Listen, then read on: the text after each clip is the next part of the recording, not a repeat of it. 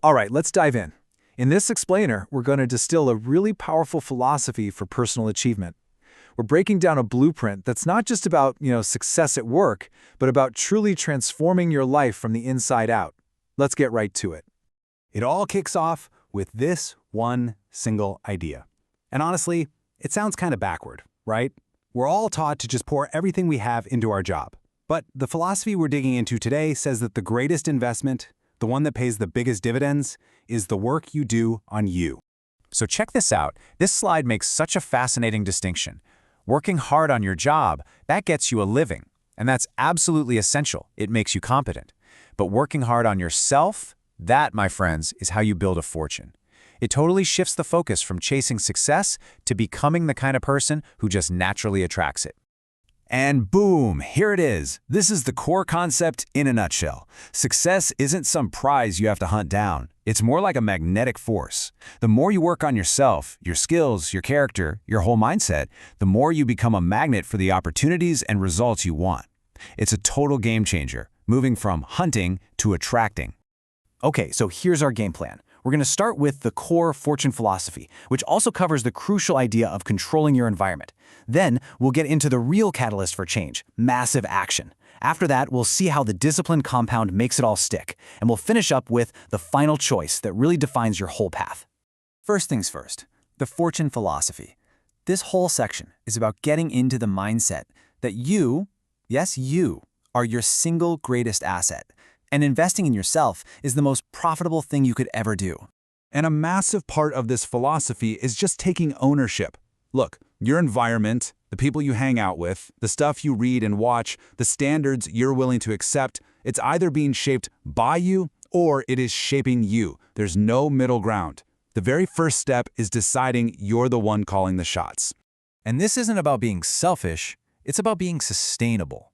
Your dream is your fuel. It's literally what gives you the energy to keep going. That's why the advice is to pour everything you've got into self-improvement. Because, being broke isn't just about what's in your bank account. If you aren't living up to your potential in a very real way, you're already broke. Now, having the right philosophy is awesome, but it's not enough. You need something to turn those thoughts into reality. And that's where our source material introduces the ultimate cure-all, massive action. So what in the world is massive action? It's really simple. It's the bridge between what you intend to do and what you actually do. You can think, you can plan, you can dream all day long, but the only thing that actually changes anything is making a firm decision and then right away taking a real physical step.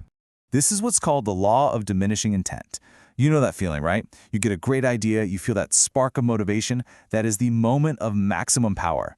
If you wait, that emotion just fades. The idea gets cold. A year from now, you probably won't even remember it.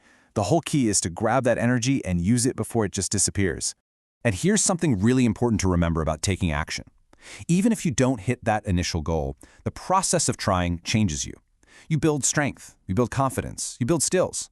That transformation, the person you become along the way, that's a victory in itself, and it gets you ready for whatever comes next. So you're taking action, which is great. But how do you keep it going?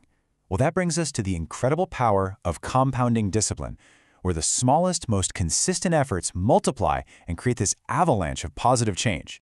This is the core principle right here. Nothing you do happens in a vacuum.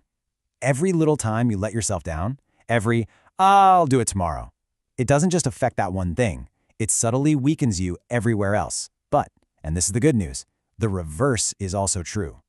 Every single new discipline you build sends out these positive ripples through every other area of your life. And this shows you just how it works. You don't have to change your entire life in one day. Just start. Go for a walk. That little win makes it easier to, say, eat an apple.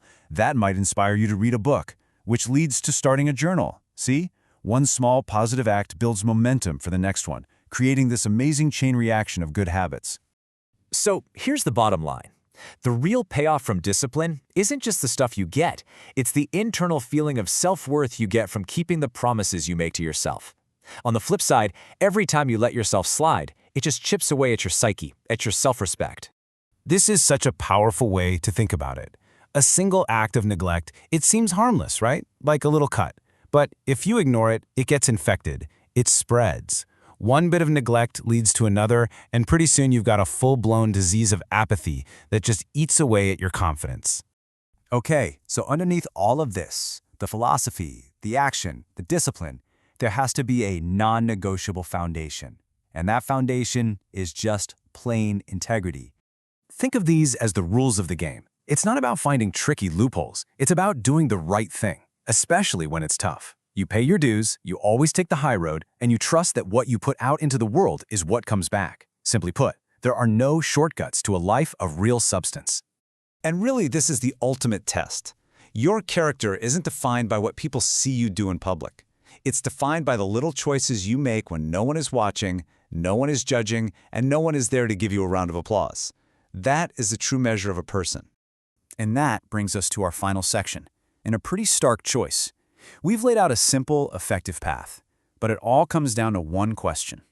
The source material tells this great story about recommending a simple, cheap, and easy-to-read book called The Richest Man in Babylon to literally millions of people. It's an easy thing to do, right? It could genuinely change someone's financial life. So out of all those people, how many do you think actually did it? The answer is shockingly low. The best guess? Only about 10%. A simple, easy action with a huge potential payoff, and the vast majority of people just don't do it. And this chart just puts it in plain sight. For any easy, life-changing action, you have this tiny minority of people who will actually do it, and this massive majority who just won't. It's one of the great mysteries of life, honestly. And that's the final thought we'll leave you with. These numbers, the 10% who do and the 90% who don't, they pretty much stay the same over time. The only thing that changes are the faces in each group. So the question isn't about some big secret. The question is about you. Which group will you choose to be in?